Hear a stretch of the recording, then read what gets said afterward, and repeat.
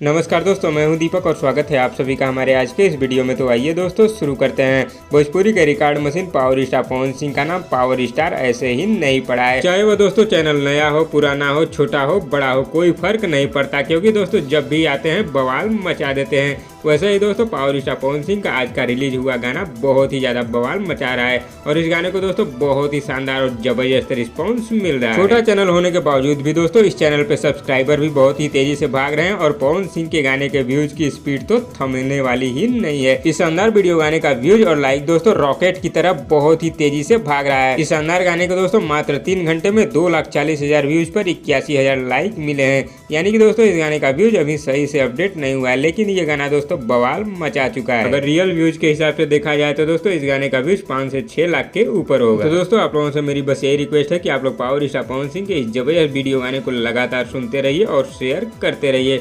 तो दोस्तों आप लोगों को पावर स्टार पवन सिंह का ये जबरदस्त गाना कैसा लगा हमें नीचे कमेंट बॉक्स में जरूर बताइएगा और वीडियो पसंद आए तो लाइक करिए और इसी तरह की चटपटी खबरों की डेली अपडेट के लिए हमारे यूट्यूब चैनल को भी सब्सक्राइब कर लीजिए। धन्यवाद दोस्तों।